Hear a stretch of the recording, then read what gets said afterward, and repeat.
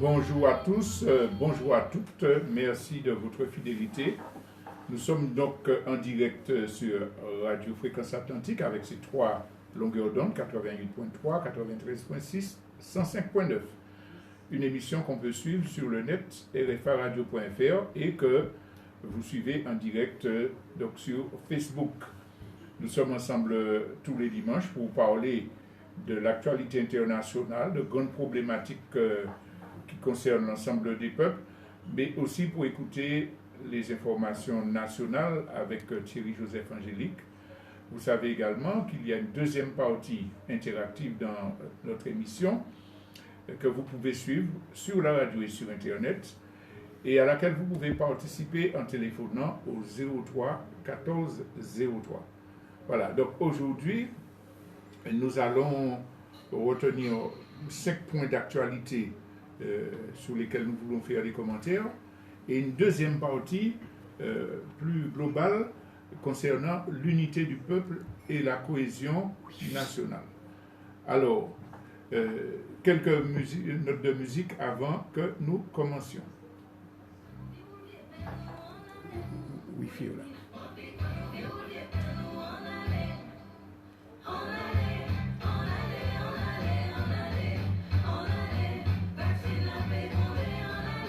Voilà, alors, 5 points d'actualité, je dis, et nous allons commencer par une information concernant Donald Trump aux États-Unis. En préparant cette émission, j'ai surfé sur beaucoup d'agences d'information. J'ai trouvé une quinzaine de ces agences qui parlaient d'un événement absolument extraordinaire et important pour l'humanité. C'est la préparation des fêtes de Noël par Melania Trump et comment elle installait ses sapins pour la dernière fois où elle partait. Et j'ai trouvé deux agences qui mettaient en avant, mais ça n'a pas tellement été répercuté dans les grands médias occidentaux, l'information dont je vais vous parler actuellement. Dans tous les mauvais coups que Trump fait avant de partir de la Maison-Blanche, il a donné l'ordre d'exécuter 5 Noirs, dont une femme, des gens qui étaient dans les couloirs de la mort depuis très longtemps. Parmi ces exécutions, il y a un des condamnés qui avait été accusé en 1999 d'avoir assassiné un couple. Le jury qui avait prononcé cette condamnation était composé de 9 personnes.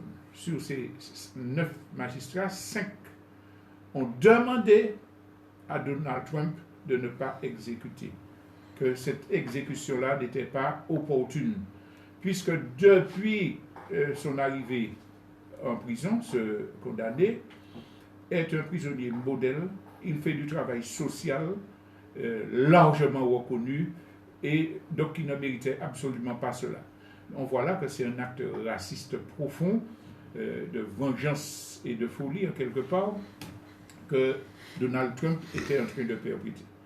Une information de cette nature est-elle plus importante ou moins importante que le fait que Donald Trump aille intervenir dans un meeting en Géorgie? C'est pas comparable. Ça nous montre non seulement l'inhumanité des journalistes qui officient dans les médias occidentaux, mais la façon dont ils instrumentalisent l'information suivant leurs besoins. Parce que on verra plus tard que d'autres informations viennent confirmer le fait qu'il y a une sélection qui vise à détourner l'attention des gens sur des choses moins fondamentales et pour qu'ils ne s'informent pas sur ce qui est fondamental pour l'histoire de l'humanité, pour les luttes sociales. Et c'est là qu'on va parler de la deuxième information qui concerne la lutte des producteurs de cacao en Côte d'Ivoire et au Ghana. Vous savez que ces deux pays ensemble représentent à peu près 80%, il me semble, j'avais vérifié le chiffre pour ne pas dire de bêtises, hein, de la production mondiale, c'est bien ça. Et donc, ces producteurs, depuis des années, menaient une lutte contre les multinationales du chocolat, hein, qui exploitaient des enfants, entre autres dans des entreprises françaises qui sont en Côte d'Ivoire, sous-payés, semi-esclavagisme, qui détruisaient les forêts de façon inconsidérée.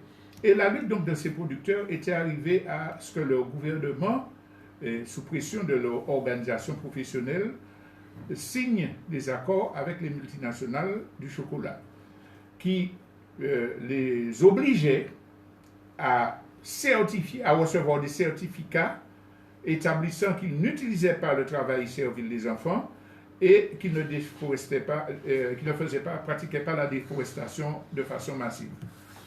De plus, ces multinationales devaient verser des indemnités aux planteurs, un différentiel de revenus décent, ils appelaient ça, qui était de l'ordre de 400 € par tonne produite. Et voilà que, malgré les certifications qui avaient été accordées, malgré les engagements qui avaient été pris, les multinationales ne respectaient pas cela. Et donc, toute cette semaine-là, depuis 15 jours à peu près, les organisations sont montées au créneau. Il y a une réunion qui s'est faite à Yamoussoukro, en Côte d'Ivoire, avec les deux organisations représentant les professionnels, et donc celle de Côte d'Ivoire, la CCC, et celle du Ghana. Et donc, des décisions avaient été prises pour annuler les certifications, et les producteurs avaient décidé d'organiser une grève totale, de ne pas livrer leur cacao, même au prix de misère, de difficultés économiques aux multinationales. Alors, cette mobilisation-là a payé, puisque ces dites multinationales ont accepté de respecter leur engagement, de verser notamment le différentiel de revenus décent qui était dû. À partir de maintenant, présentant des excuses, mais ne remboursant pas les 40 000 tonnes qui avaient été exploitées sans respecter les engagements. Évidemment, ils sont arrivés à ce compromis parce que les gouvernements, on parle de Côte d'Ivoire bien sûr, Ouattara, sont des agents des multinationales et que c'est la pression des producteurs qui a permis d'arriver à ce résultat. Mais quand nous donnons cette information, c'est pour dire qu'elle est importante dans la question des échanges internationaux, dans le développement des pays africains, dans la question des droits de l'homme. Faites un sondage autour de vous, combien de médias ont parlé de ça, qui est au courant de cette information. Mais il y a véritablement censure pour que les peuples ne soient pas au fait des relations entre les multinationales occidentales et les peuples soumis, pour que les peuples ne voient pas que la mobilisation des producteurs africains a permis de faire des multinationales reculer. Donc c'est un peu cette leçon que nous tirons de la deuxième information. La troisième information concerne les manifestations qui se poursuivent en France.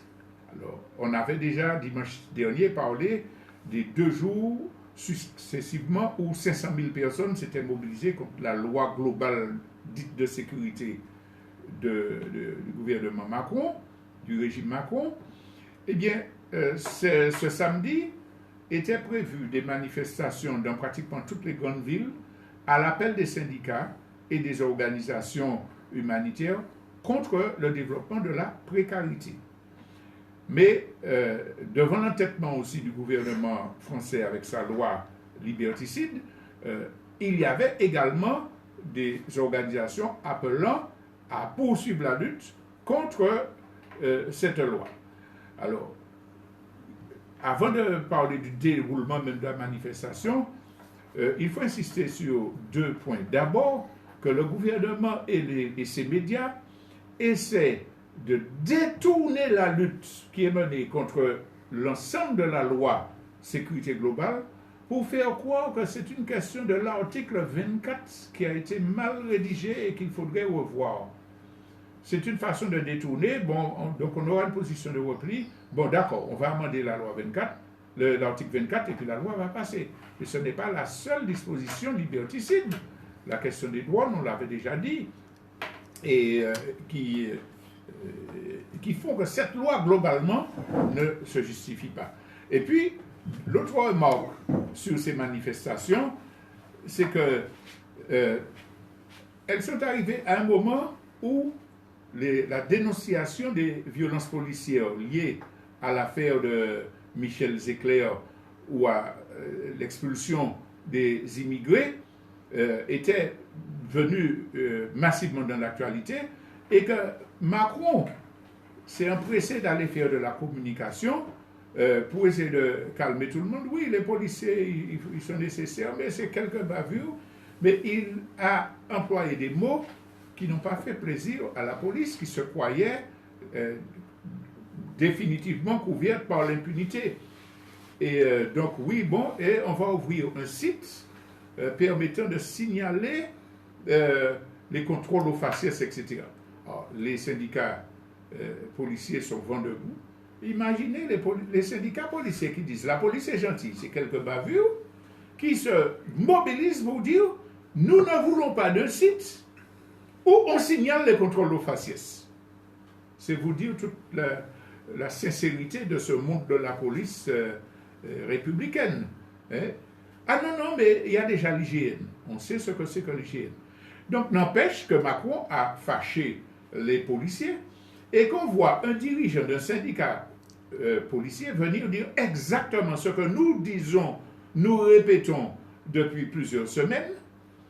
Cette loi, et notamment l'article 24, n'est pas nécessaire puisqu'il existe déjà des dispositions pour condamner la diffusion malveillante qui est faite à l'égard de policiers et de leurs familles. Et ce syndicaliste policier rappelait toute une affaire d'affaires. Un tel a été condamné à 17 mois de prison ferme. Donc cette loi, c'est un effet d'annonce pour que le gouvernement fasse sa politique. Un syndicat policier qui le déclare. Donc, confirmant les analyses que nous avions faites.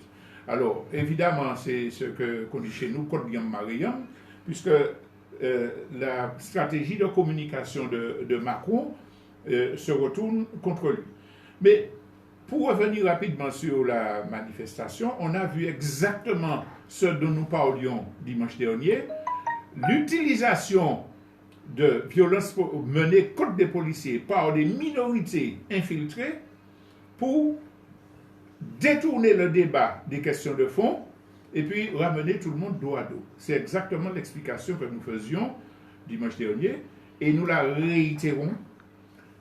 Dans l'état actuel des choses, les forces de l'ordre sont absolument capables d'isoler ce qu'ils appellent les casseurs, les black blocs, à la source et de les emmener. Ils sont identifiables et les circuits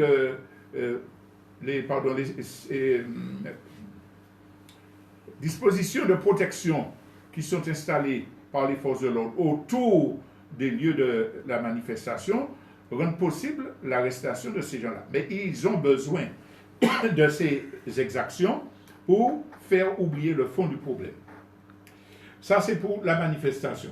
Alors, concernant la loi même, il faut dire que le gouvernement est de plus en plus acculé, puisque même au niveau de l'Organisation des Nations Unies, on attire l'attention sur les caractères dangereux de cette loi. Et puis, alors, puisqu'on a parlé d'opérations de communication et de servilité des médias, il faut montrer comment, concernant cette loi, les médias vont essayer de sauver le soldat Macron.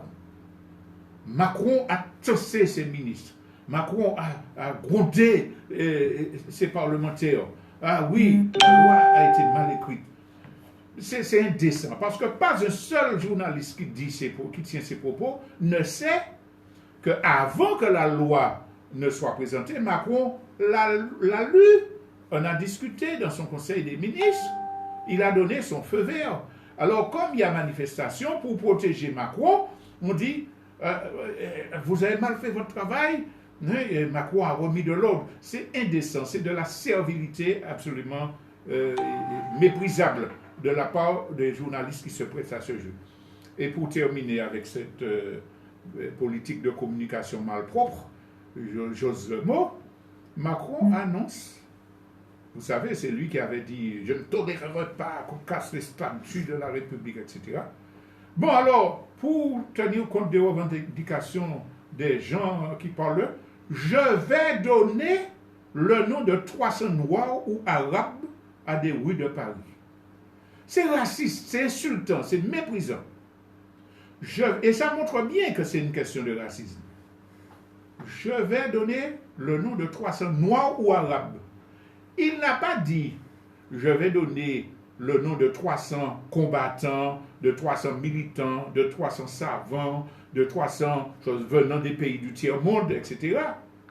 Ces gens-là qui ont soi-disant supprimé la notion de race dans la Constitution française, comme si ça allait faire disparaître les tensions raciales, ces mêmes gens-là qui ont une Constitution qui supprime la notion de race, voient leur président dire je vais nommer 300 Noirs et Arabes. C'est quoi ça? Alors quels sont ces Noirs? C'est Ouattara? C'est qui? C'est quoi? Donc c'est un mépris que je tenais à signaler. C'était donc notre troisième information concernant l'actualité.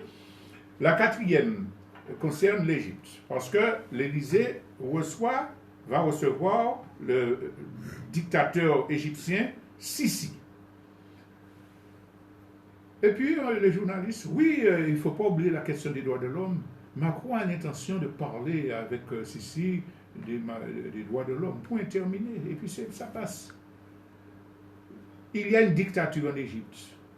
On a déjà exécuté 650 opposants. Il y a des milliers de prisonniers politiques en Égypte. Amnesty International a signalé que depuis octobre, il y a déjà eu 57 personnes exécutées en Égypte. Et puis on nous dit, bon, il va recevoir Sisi, il va lui tirer les oreilles, gentiment.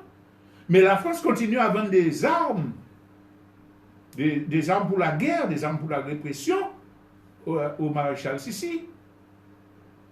Aucune sanction, aucune enquête indépendante n'a été demandée, aucune sanction n'a été prise, aucune liste de gens, comme on le fait pour persécuter les pays progressistes au Venezuela, etc.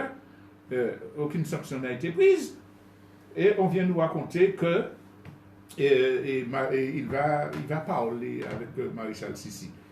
La première des mesures qu'il devrait prendre avant toute visite, toute réception de Sisi devrait être de suspendre la livraison d'armes à l'Égypte. Hypocrisie des puissances occidentales. Et le dernier point concerne les élections au Venezuela, parce qu'aujourd'hui, il y a des élections législatives au Venezuela. La façon dont les médias impérialistes, y compris les chaînes de télévision qui reprennent les informations préparées par leurs agences de presse Martinique, présentent cela de façon éhontée, partiale, indécente. La plupart des interviews sont accordées à Guaido et à ses sbires, à ses partisans, pour dire les élections ne sont pas libres. Le pouvoir chaviste veut s'emparer de la dernière institution qu'il ne contrôlait pas. Mais enfin, dans quel pays du monde on aurait tenu ce langage-là quand le moment des élections législatives arriverait pour renouveler le mandat des députés? Rappelons que ces élections ont été repoussées par le gouvernement à la demande de l'opposition pour pouvoir pacifier le pays. Les médias montrant les partisans de Guaido vous montrent en arrière-fond Badouro qui danse sur scène. Voilà. C'est-à-dire, c'est un irresponsable, il danse sur scène. Le message subliminal. Ah oui, il se croit confiant, mais de toute façon, ils vont gagner. Pourquoi? Parce que l'opposition boycotte. Les partis majoritaires de l'opposition ont refusé de participer. Guaido est président d'un parti fasciste ultra minoritaire. Nous mettons au défi quelques journalistes que ce soit de parler du parti de Guaido. Et Guaido est arrivé à être président de la Chambre des députés parce qu'il était dans une alliance de droite qui avait le principe de présidence tournante entre l'alliance, entre les membres de l'alliance. Et donc, au moment où il a fait son coup d'État, il était président, mais son parti est ultra minoritaire. J'ai eu l'occasion de rappeler, que la première fois où il est allé aux élections, il a fait 8000 voix. 8000 voix. Ben, attendez. Bon, bref, c'est un minoritaire, et on veut faire croire qu'il a une légitimité, et que c'est parce qu'on craint qu'il ne gagne les élections, qu'il y a des manœuvres, et qu'il est obligé de boycotter parce que les élections ne sont pas libres. C'est de la désinformation. Il y a une frange de l'opposition qui a participé au dialogue national et qui participe aux élections. C'est absolument malhonnête de dire, comme on l'a entendu encore hier soir, des partisans de Guaido dire ah oui, ils veulent s'emparer de la dernière institution. Alors qu'allons-nous faire de la seule institution légitime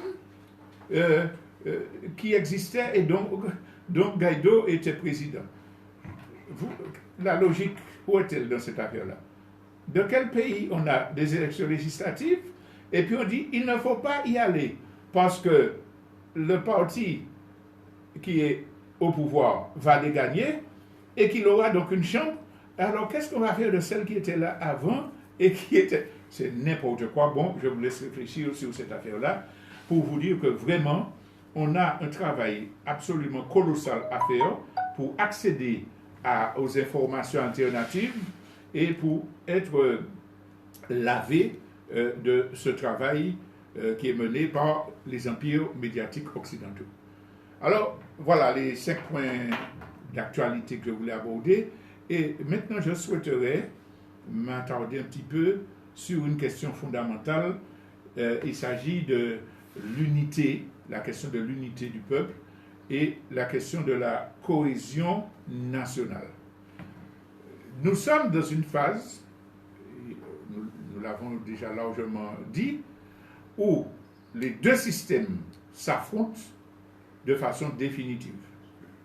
Les capitalistes, les impérialistes, les colonialistes, la grande bourgeoisie, les multinationales vont debout contre les peuples qui sont en train de s'organiser, de lutter, de conquérir des positions.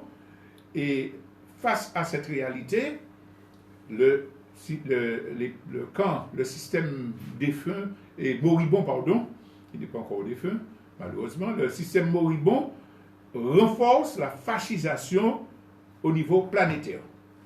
Face à cette situation, en dépit du courage, de la lutte, des sacrifices de tous les peuples, la victoire ne sera pas possible s'il n'y a pas une convergence des luttes, une construction d'une unité entre les différents peuples en lutte et au sein de chaque peuple.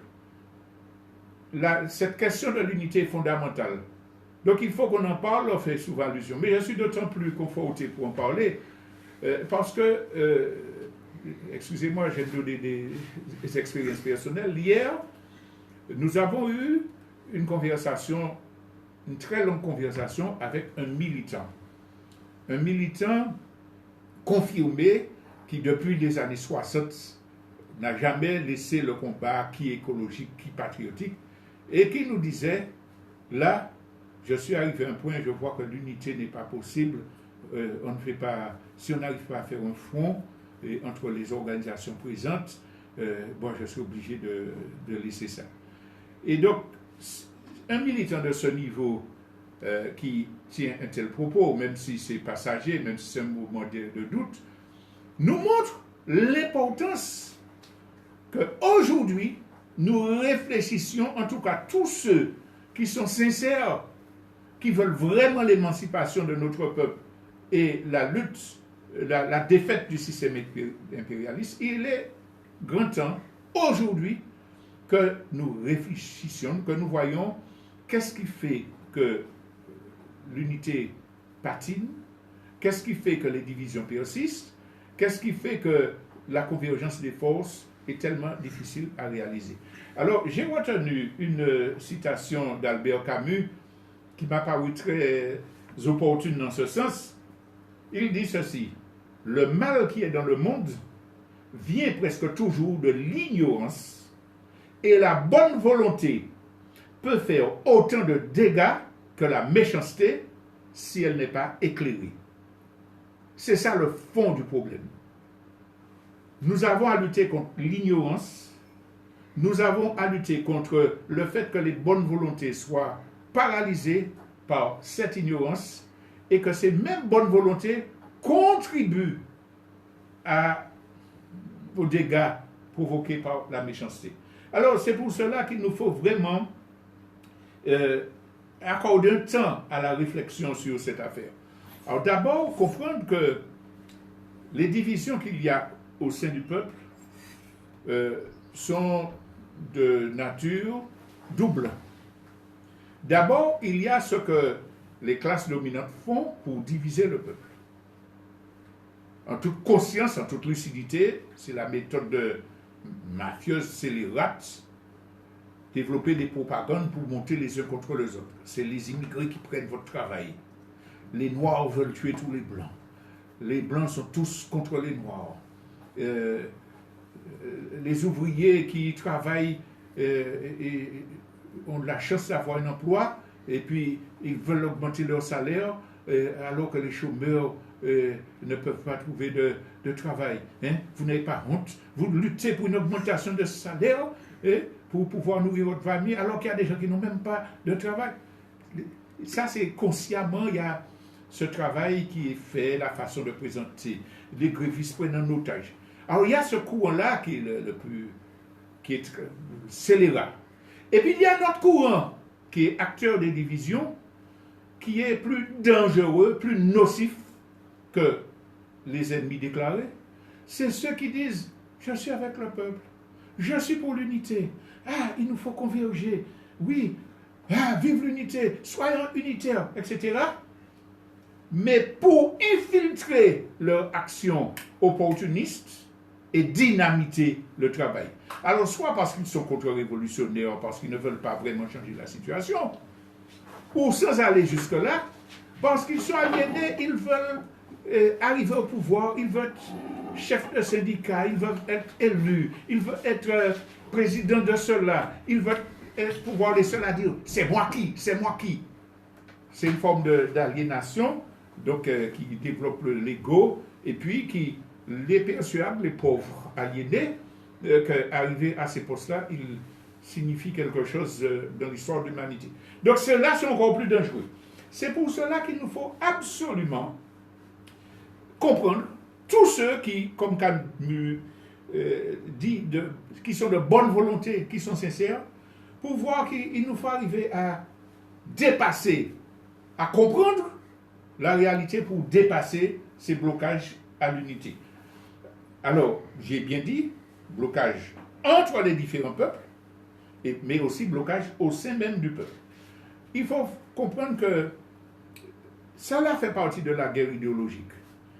Henry Kissinger, ancien secrétaire d'État des USA, le disait, ça fait très longtemps, oui, il y aura une troisième guerre mondiale. Mais cette guerre-là sera idéologique. Et c'est ce à quoi nous assistons parce que la question de la possession des armes, des moyens technologiques, de l'argent, est secondaire par rapport à la puissance que l'on peut avoir en contrôlant les idéologies. C'est pour ça d'ailleurs que nous disons nouvelles technologies de l'information, YouTube, etc., smartphone, stop, attention, contrôlons ça. Donc, voilà ce qu'il disait Henry Kissinger. C'est la question de la guerre idéologique. Alors, il nous faut comprendre que nous devons mener la guerre idéologique contre le système, contre ses idées, contre les thèses qu'il propage. Qui que nous soyons, quel que soit notre bord politique, notre religion, je le répète assez souvent, dans tous les partis politiques sans exception, y compris chez les fascistes, les gens qui sont manipulés d'un fasciste, il y a des gens qui sont persuadés d'être dans le vrai, parce qu'ils sont mal informés, ignorants ou aliénés.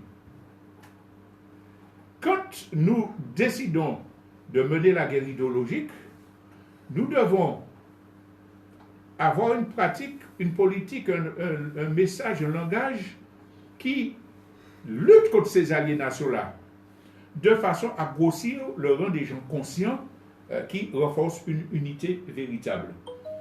Et donc, il s'agit de lutter contre ces barrières. La première, c'est la barrière de l'ignorance, Camus l'a dit, la circulation de la contre-information, des informations alternatives. Mais là, ça appartient aux militants, aux gens déjà conscients. Et seuls, minoritaires, sans finance, ils pourraient difficilement concurrencer les empires médiatiques occidentaux. Alors, il faut avoir, de notre point de vue, une forme d'action qui permet de lutter contre les aliénations qui paralysent les individus.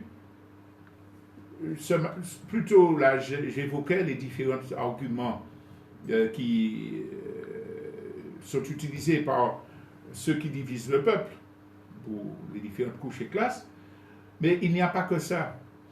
Il y a, dans le phénomène de l'aliénation, la façon dont fonctionnent les cerveaux des gens qui n'ont pas accès à l'instruction, qui vivent dans des conditions sociales très difficiles, qui sont confrontés à des problèmes de mal-être et à des difficultés économiques, familiales, et qui n'ont pas des explications. Développer ces explications-là permet aux gens de retrouver l'estime de soi à partir de la compréhension des causes de leur situation. Donc, l'une des tâches révolutionnaires, c'est pas l'une des tâches révolutionnaires que la situation exige, c'est de vulgariser les explications, l'information qui permettent à chacun de retrouver son problème, de comprendre ses origines et de définir des protocoles pour progresser. La lutte contre l'aliénation globale qui concerne tous les pays, tous les peuples dominés. Et c'est pour cela qu'il nous faut, notamment dans les questions de l'internationalisme, dépasser les divisions créées par les colonialistes. La question des noirs inférieurs, blancs supérieurs, etc., et qui paralyse le cerveau même des ouvriers occidentaux, c'est une construction idéologique orchestrée par les classes dominantes. Si nous servons de cette grille-là pour pouvoir mener notre combat en disant tous les blancs sont des salopards, respectueux, si des Français viennent soutenir une lutte d'immigrés, je l'ai entendu, des Français qui se sacrifient pour aider les travailleurs immigrés en France, j'ai entendu des gens dire non, c'est par hypocrisie, c'est pas paternalisme, c'est évidemment rentrer dans la logique de l'adversaire et se paralyser, puisqu'on sait que tant qu'il n'y aura pas la convergence des luttes entre les peuples de tous les pays, contre les classes dominantes de tous les pays, le système ne va pas tomber. Alors, il y a cette division globale, cette aliénation globale contre laquelle nous devons lutter. Mais il y a en Martinique une difficulté encore plus grande qui relève de l'aliénation. Une fois de plus, je veux parler du syndrome de Lynch. Une fois de plus, j'invite ceux qui n'ont pas encore eu d'éléments sur cette problématique-là à se reporter à un exposé qu'on peut trouver sur Gikambout www.jcamboutv.com, syndrome de Lynch, autodénigrement, division. Donc, pour avoir des explications, disons, scientifiques sur cette affaire-là. Mais en clair, ce que nous voulons dire, c'est que la mise en esclavage de notre peuple, de nos ancêtres, la déculturation orchestrée par les bleus, blancs, rouges colonialistes français qui ont sali nos cultures, détruit nos valeurs, divisé nos familles, qui ont inculqué l'infériorisation, l'autodénigrement. Tout cela, les tortures, tout cela a provoqué un traumatisme violent, profond, qui se transmet de génération en génération par épigénétique. Cela sera expliqué dans l'exposé auquel je vous ai demandé de vous reporter. Cela, c'est quelque chose de profondément ancré dans notre réalité. Si en Martinique, nous ne nous battons pas pour extirper le syndrome de Lynch de nos consciences, de nos pratiques, de nos comportements, nous n'arriverons pas. Combien de fois ai-je signalé cet exemple de cette personne qui va systématiquement à la poste depuis 20 ans, bien reçue, aidée, conseillée, et puis un jour, un postier ou une postière, parce que lui-même a subi des problèmes très graves dans sa famille, et parce que c'est un être humain qui a des colères comme tous les autres, lui dit, la reçoit mal, les moun la poste là, yo tout ceci, les fonctionnaires, les ceci, les jeunes, les femmes, les maçons, les chauffeurs de taxi. Il nous faut recenser ces expressions du traumatisme intellectuel que nous subissons. Personne n'a pas dit rien. Personne n'a pas dit rien. Personne n'a jamais fait rien. Dans notre pays où tant de gens se sont sacrifiés pour la lutte, tant de gens ont été tués par les balles françaises parce qu'ils revendiquaient le bien commun. Tant de gens ont participé à l'effort collectif. Mais n'est pas solidaire, n'est pas dègre. Comment avons-nous vécu sous l'amiral Aubert? Comment les ouvriers agricoles, les cultivateurs ont-ils pu envoyer leurs enfants à l'université pour qu'aujourd'hui ils soient de hauts dirigeants? Pourquoi nous autodénigrons-nous autant? Alors il y a ce syndrome de Lynch, et puis il y a le fait que se perpétue la propagande colonialiste qui nous infantilise. Si je n'ai pas de subvention européenne, je ne peux pas vivre. Si je ne peux pas sortir de la force, je ne peux pas développer les paysans. Et puis, il y a la persistance des manœuvres de division des élites, des organisateurs qui sont profondément aliénés et qui, pour des raisons politiciennes, pour des raisons d'ego, sabotent le mouvement populaire. Vous avez, par exemple, des gens qui voient que le travail est bien fait. Ils ne vont pas dire, oh, c'est pour ta faire bel travail, nous travaillons puis tout. Non, il faut qu'ils fassent leur propre structure et puis qu'ils rentrent en compétition pour dire, c'est moi le premier c'est moi. Alors, on a ces gens-là qui regardent systématiquement quand des organisations impliquées dans un travail politique conséquent font ceci, il faut qu'on fasse autre chose à côté, ou souvent en même temps pour les gêner. Ils sont minoritaires, mais ça crée une pagaille dans l'organisation, une méfiance entre entre la population et les différentes organisations qui pourraient faire avancer le travail. Donc, il nous faut comprendre que à l'heure actuelle, la majeure partie des gens veut l'unité. La quasi-totalité du peuple martiniquais veut la convergence, veut que tous les politiciens arrêtez quand fait quand, entendons-nous pour le pays. Cela n'est pas possible si on attend que ceux-là même qu'on critique prennent l'initiative de créer cette convergence. Puisqu'ils sont aliénés, ils ne sont pas là pour ça. En tout cas, pour la bonne part. Ceux qui parmi eux sont sincères, si ils constatent qu'il y a une convergence valable, eh bien, ils vont la rejoindre. Ou non pas pour obligatoirement y adhérer, mais pour collaborer, pour participer. Et c'est cette dynamique-là que nous devons développer. Parce que là, nous avons parlé de l'état de fait. Ce qui doit guider, selon moi en tout cas, notre façon d'agir, d'interpréter, de juger. Il nous faut nous débarrasser totalement des grilles proposées par les colonialistes, par les Occidentaux, leur civilisation que je ne veux pas qualifier, pour dire, bon, voilà, les gens avec qui je veux m'entendre, ils ont des comportements qui me déçoivent, incohérents, contradictoires, etc. Pourquoi? Certains ont choisi une position de classe, ils sont invétérés, opportunistes. Bon, je ne m'en préoccupe pas pour le moment.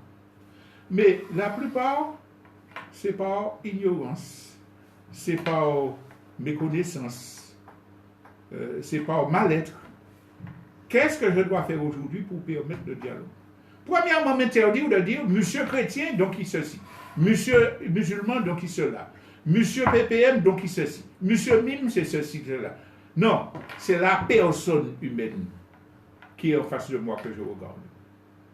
Et je dis, bon, qu'est-ce qui fait qu'on ne se met pas d'accord? Et à partir de ce moment, je m'interdis de faire comme certaines publications le font, de passer mon temps à dire nèg ceci, nèg cela, monsieur ceci, Bouktala, les PPM comme ça, les Bougla c'est ceci. Je m'interdis de faire ça parce que je contribue à maintenir le colonialisme, consciemment ou inconsciemment. Mais je commence à développer des argumentations, à vulgariser des informations qui permettent à la personne, et comme c'est comme ça que ça marche, de dire au fait, on partit ça, ah c'est comme ça. Et en tant que militant politique, membre du CNCP, je peux témoigner que cette méthode-là paie. Combien de militants, combien d'ouvriers, combien de gens avons-nous connus qui étaient anti-indépendantistes, qui étaient anti-ceci, qui étaient anti-cela, et qui, ayant confiance dans une proposition alternative, sont devenus des dirigeants fidèles de la lutte révolutionnaire aujourd'hui. Et cela est valable pour tout celui qui ne sait pas. Il nous faut avoir le courage et l'honnêteté de dire aux jeunes, nous qu'à approuver, nous qu'à applaudir pile, ça qu'a fait là. Ce type là qu'à dormir, qu'à brûler, c'est bien. Mais attention, videz votre esprit de la grille d'analyse du colonialiste que vous combattez, qui vous a dit, c'est moi qui, c'est l'individualisme, c'est la compétition, c'est ceci, pour dire nos civilisations ancestrales, que ce soit en Afrique, que ce soit sur le continent amérindien, d'Amérique, partout, c'est la pensée collective. Il n'y a pas de gens qui s'autoproclament. Les rites qui désignent telle personne, chef de village, sont des rites ancestraux acceptés par tous. On ne s'autoproclame pas gourou qui organise des cérémonies et qui donne des certificats de bonne religion à X ou Y. Donc il nous faut voir les individus, comprendre les obstacles que nous avons à surmonter en toute sérénité, dans le respect de la personne humaine, développer des stratégies pour allier. Et comme les Occidentaux le font dans leur guerre qu'ils mènent contre nous, être capable de voir qu'est-ce que l'ennemi principal, qui est l'ennemi principal, qui est l'ennemi secondaire. Est-ce qu'aujourd'hui, je dois passer mon temps à démoraliser le peuple martiniquais dans des cancans politiciens de bas étage, ou bien ou des compétitions d'organisation, c'est moi seul, c'est moi qui fais mieux, ou bien dire, bon, quittez cette expérience-là, quittez-nous organiser à nous de façon beaucoup plus conséquente. Alors, cet état de fait, on l'a dit, on dit vers quelle direction on va aller. La dernière partie de mon exposé va consister à dire, bon, que pouvons-nous faire, chacun de nous, pour accélérer ce processus d'unité populaire et de convergence des résistances, puisque l'histoire n'attend pas, l'ennemi accentue ses répressions avec ses procès foireux qui multiplient.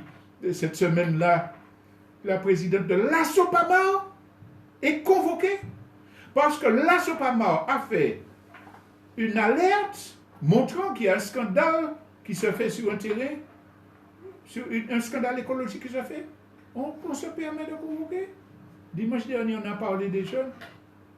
Ils veulent nous enferrer dans un cycle de protestation pour que nous ne soyons pas maîtres de notre calendrier. On ne gagne pas une guerre si on n'est pas maître de son calendrier, de sa stratégie, si on attend les coups et puis chaque fois dire, bon, on riposte, bon, nous avons des roches parce que, etc. C'est pas de la stratégie, ça, c'est pas de la libération, c'est de l'expression de l'émotion, de la rage, mais on est liquidé. Aujourd'hui, il faut élaborer une stratégie globale qui s'appuie sur l'unité du peuple. L'organisation, c'est une autre fois on va parler, et notamment définir dans notre calendrier qu'est-ce qui est principal. J'en termine avec justement une opportunité fondamentale que nous, peuple martiniquais, avons aujourd'hui pour nous unir, pour acculer les colonialistes français et pour développer notre pays. Mais c'est maintenant qu'il nous faut nous intégrer. La lutte contre l'empoisonnement criminel de notre peuple et de son environnement, fait en toute conscience par l'État colonialiste français en soutien à la casse des propriétaires descendants d'esclavagistes de notre pays, doit être la cause fondamentale qui nous permettra de nous unir. Je commence par les élus, les membres des collectivités locales, les municipalités et la CTM notamment.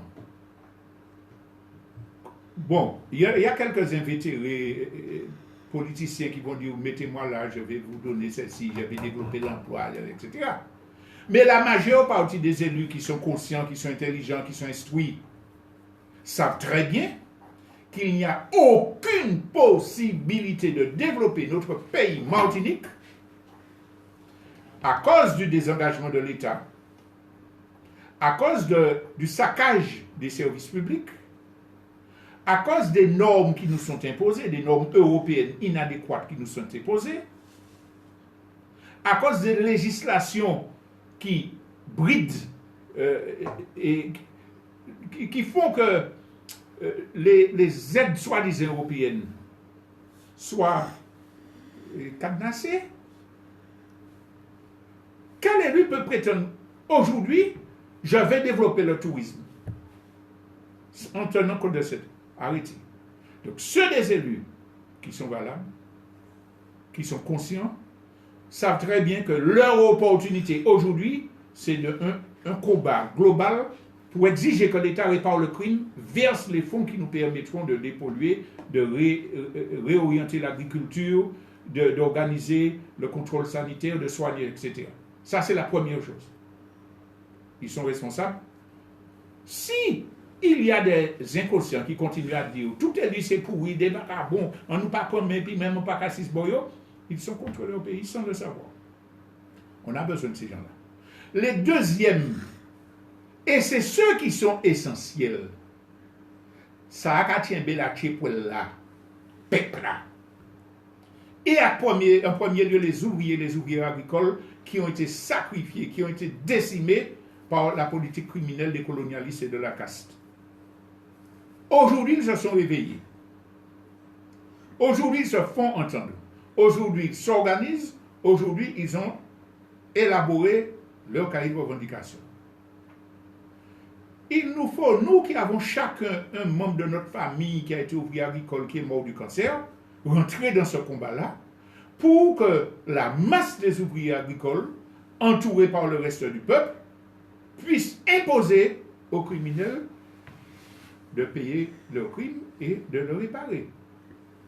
Ça, c'est l'unité nationale. Quelqu'un qui écoute ce combat-là, ou quelqu'un qui essaie de faire des choses parallèles pour le freiner, pour dire c'est moi qui, ils sont contre le mouvement de libération de notre pays et d'émancipation de notre pays.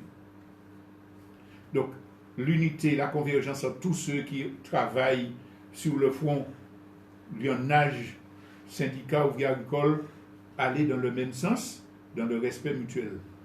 Parce que ce n'est pas tellement le fait qu'il y ait plusieurs organisations différentes sur le même front qui est un problème. Hein? Ce n'est pas ça là, le danger. La diversité, c'est beau. La biodiversité est nécessaire à l'humanité. Si un groupe se fait parce qu'il y a des gens qui ont l'habitude de travailler ensemble, c'est bien. À côté d'autres. C'est l'état d'esprit que nous avons. Est-ce que, en dépit de nos visions, des éclairages que nous portons, nous acceptons l'idée de travailler ensemble dans le respect mutuel? Ou bien est-ce qu'on se tire dans les pattes? Sans aucune forme de complexe, nous disons que ceux qui essaient de tirer dans les pattes, eh bien, ils ne sont pas les bienvenus. Mais ils peuvent être 1000 différents, et puis qu'on échange, on converge, on se respecte. On ne dit pas, je fais ci, viens à ma botte. Mais on dit, bon, réunissons-nous pour voir si nous formons un collectif. Quel jour pouvons-nous nous voir? De quoi allons-nous discuter? Là, on est sincère, on va vers une convergence. Mais tant qu'on monte dans son cabinet noir, ses petites stratégies, et puis on dit, tel jour, telle chose, bon, ce cabinet, ou bien ce n'est pas unitaire, pas venir comme ça, pour ma belle. Donc, la vraie unité, autour des ouvriers agricoles, autour des gens victimes des pesticides, des petits planteurs, les familles, les gens qui vivaient dans les endroits où on dépendait, c'est se coordonner autour de revendications, se coordonner pour des manifestations, décider conjointement en fonction d'une stratégie pensée. Ça n'empêche pas à chacun de faire ses affaires sur son côté si il le veut, mais nous parlons d'unité. Ça, c'est ouvrier, le peuple en général qui tient la tête du poil. Et puis tous les militants qui sont au service de leur peuple pour aider cette dynamique de lutte contre les pesticides. Parce qu'elle rentre dans le cadre de la réparation. Parce qu'elle rentre dans le cadre de la restitution de notre histoire. Parce qu'elle rentre dans la dynamique de convergence entre les jeunes militants et les anciens militants. C'est la cause qui doit nous permettre de nous unir. Et nous avons en face le colonialisme et la caste qui ne veut pas changer. Si nous avons compris ça, le boulevard est devant nous. Hein. Le boulevard est devant nous. Et pour terminer, je veux dire, unité du peuple, unité des peuples. Ça veut dire, échangeons les informations, faisons connaître notre réalité aux autres, mais étudions aussi la réalité des autres pour développer des convergences. En ce qui concerne la lutte sur le chlordécone, contre les pesticides en général, on aime à dire chlordécone puisque c'est communicatif, mais la lutte contre les pesticides. Il y a déjà un travail important qui est fait, notamment par le collectif des ouvriers agricoles empoisonnés, qui a déjà organisé des rencontres en Belgique, qui a fait des rencontres avec des victimes des radiations nucléaires dans le Pacifique, avec des Français victimes de pesticides chez eux.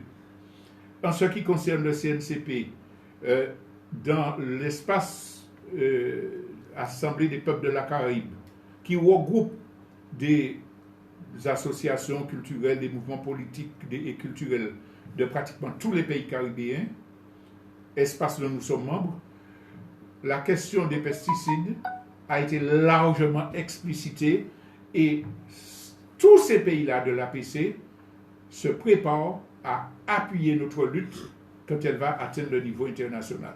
Donc, unité au sein de notre peuple, unité entre les peuples, pas ni raison pour le système capitaliste là, impérialiste là, pas qu'on fait.